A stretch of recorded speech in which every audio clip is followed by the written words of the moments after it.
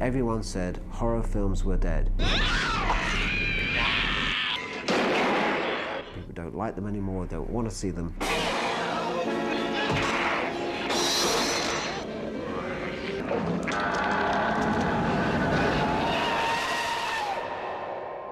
The early 80s, I started a company called Palace with my partner Nick Powell. We're all in our early 20s, we're all film nuts. We all work 24 hours a day, none of us ever really cared about anything but movies. It was very, very early days of video. And Nick asked me, he was ex-Virgin, I used to be a partner of Richard Branson, if I would be interested in starting a label based on the kind of movies I showed in my cinema. I ran and owned a cinema called the Scala Cinema in King's Cross. It was a repertory cinema, we changed the program every day.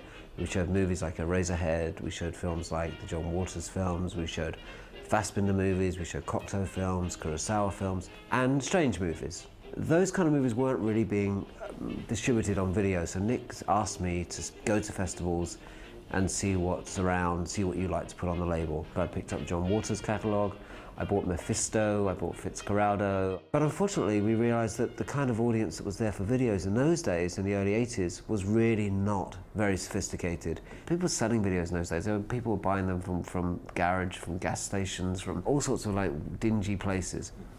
Real under-the-counter kind of places. But what they were selling was what they called video nasties, horror movies. So I started looking at a lot of this stuff in LA. It was called Book of the Dead, and that was its first screenings in Michigan, were as Book of the Dead. They came out to Hollywood and tried to sell it to studios out here. In most cases, they couldn't even get people to look at it.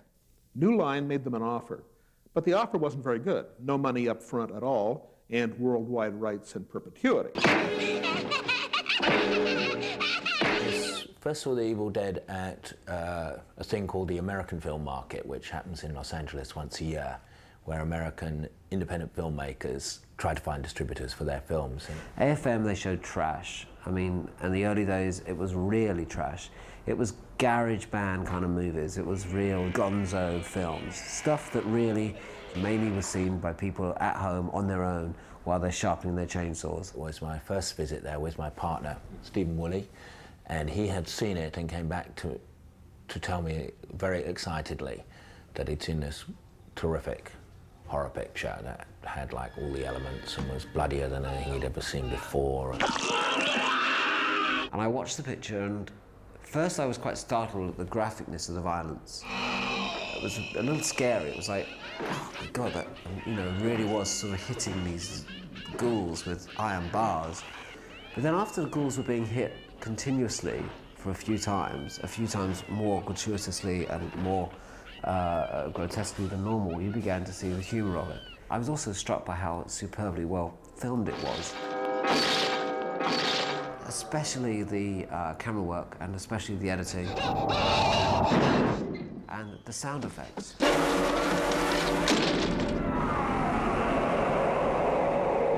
There's a beautiful shot that goes across the rafters, and as it passes the two rafters, for no reason whatsoever, it makes a noise. So it goes across these rafters and it goes wah, wah, wah. It's absurd. It's a sound. It's making the sound of a camera passing an object. I rushed out to buy it and was confronted by this old guy called Irving Shapiro. He had been in film distribution since the 1920s. Among the films he distributed over here were Nanook of the North and The Cabinet of Dr. Caligari. He had actually sold Battleship Potemkin in the 30s. This guy was a really old guy. And he looked at their picture and said, "You know, boys, it isn't Gone with the Wind, but I think I can make you a little money." The first thing he had them do was to change the title from Book of the Dead to The Evil Dead.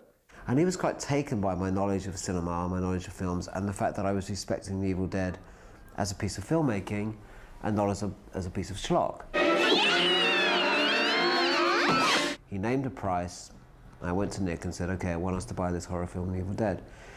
Nick went to see it and was duly horrified. It made me jump, it made me laugh. It frightened me insofar as a 30-year-old adult can be frightened by a film. You know, Upward Chainsaw Massacre, but had a sense of humour and had great camera work. I mean, it was great, and Met the director, who was like 3 years old and was a wonderkind of this, that and the other sort, who was Sam Raimi. And I was very young. I started that company, I started Palace, I was 24 or something, 25. And this guy was younger than me. I was unheard of that there was to be somebody younger than me making a film which I thought was made in such a professional way. I think he was 22 or 23. And he called me sir, which was kind of slightly irritating as well. I have to say, you know, I didn't like being called sir, but he insisted on calling me sir and insisted on being incredibly polite, not sweary, show-offy. You know, you'd have expected some video buck to have made the film with full of confidence and vigor and aggression, and not at all. Sam was very sweet in a kind of disarming manner. I mean, you really could take him home to your mother. I mean, he was the loveliest man. And when we met Sam Raimi, the director, and Bob Tappert, the producer, you know, we realized also we had in them people who would be great to promote this film. The other most influential person in getting Evil Dead known was, in fact, Stephen King. King met Sam at first thinking he was a busboy, and then saw the film, and King says, "I blew him out of the back of the theater." We had a very specific idea about the kind of campaign we had. I used a guy Graham, never done a campaign in his life, a horror film, sent me some things just as a, you know, off the top. I'm at art school, here are some drawings. And he did some drawings of old horror movies that were done in a particular style. And it was a terrific poster. Graham's first poster, you know, this kid has never done a poster in his life. That was the kind of decision we were making on The Evil Dead. It wasn't just the film itself, it wasn't us cashing in on a movie that we could do a few videos on. It actually established what Palace became.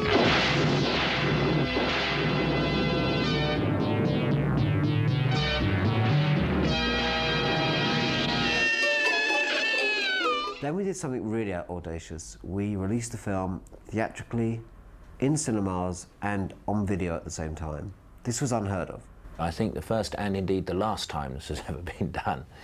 And we were a bit naughty because we didn't really tell either side that we were doing that. The rank circuit, who realized we got away with this trick, went completely balmy, went completely nuts. We figured that at that point, the cinema audience, the video audience, was so different and separate that we could hit both at the same time. Evil Dead was massive on video. It was the biggest renting video according to some of the magazines that particular year. It was the biggest video hit of its time, of its year. I think it sold 50,000 copies in 1 year, which at sell-through, which was I think between 40 and 50 pounds at the time. And the theatrical was also successful, but not to the same extent, but still for a horror movie, an independent horror movie that cost, you know, 10 cents, it was a massive success. Evil Dead became a landmark film in terms of people realizing that video was here to stay and was a big deal. It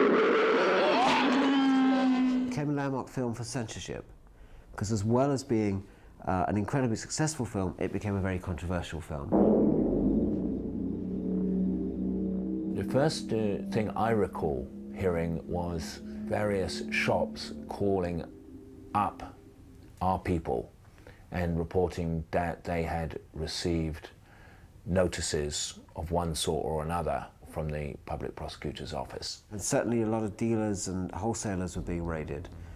It appeared on the list with another 10 video nasties, and we got swooped up with a bunch of other video nasties, including titles like The Burning, Driller Killer, SS Gestapo. I mean, titles that were pretty much more out there than Evil Dead was. Unlike some of the other movies that have been labelled video nasties, you know, this was clearly a fantasy film. You know, the undead and weird-looking incarnations, and therefore, in a way, not nasty. But I've never been a believer in censorship for anybody who is of age. I'm not very pro-censorship. After we lost some of the early cases in small villages because we just weren't able to respond to them quick enough, put our defence together and get out there. Nick really put himself on the line by testifying for the film. We went to this strange court somewhere in East London for this test case. I took one look at the jury and I thought, we're going to win this, because they were clearly ordinary, as you would expect a jury to be, you know, ordinary, straightforward working people. Those kind of people believe that they should select their own entertainment as adults. What happened was that, first of all, it was clear the jury hadn't seen the film, so arrangements were made to show them the film. God knows what they thought. Jesus Christ. Sam had to fly to England to testify without any sleep. He arrived in England, took a train up north wherever they were having the trial, sat in the courtroom, and the lawyer said, well, the director is here. He can say a few words. And the judge said, we don't need to hear from the director. So Sam got back on the train and came back on the plane and came back to the States without ever having testified. It was that the judge, you know, summoned us over and said he had watched the film and he didn't think there was a case for us to answer. Video, as I say, boomed so big so quickly that when it was this sort of annoying little thing, what, you know, sort of like, you know, it was just like, oh, it will go away, oh, it's just, it doesn't matter, who cares, it's just a bunch of perverts. And suddenly when Evil Dead hit so big, and suddenly the cinema chain's going, whoa, what's happening here? How many units of that have they sold of that? But this is a respectable film, we're showing it in our cinemas. This is crazy, we've got to protect our industry. We can't let these little guys make money. And, you know, when Star Wars and all the other movies being released on video, and suddenly the majors are saying they're making money, it was kind of a slight suppression of the independents.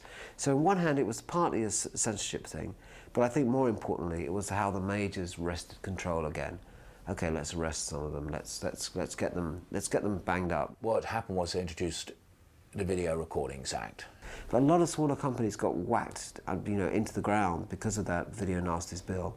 And it took some time before the Evil Dead was given a video certificate under the new act. After the success of the Evil Dead, we had always had as a company policy an attitude towards filmmakers. We wanted to encourage filmmakers to feel that we were part of their family and they were part of ours. So we wanted Sam's next films. I mean, you know, that was it. We was a big success with Evil Dead 1. You know, we wanted Evil Dead 2 not simply to court controversy, but because we saw him as a filmmaker and part of our family.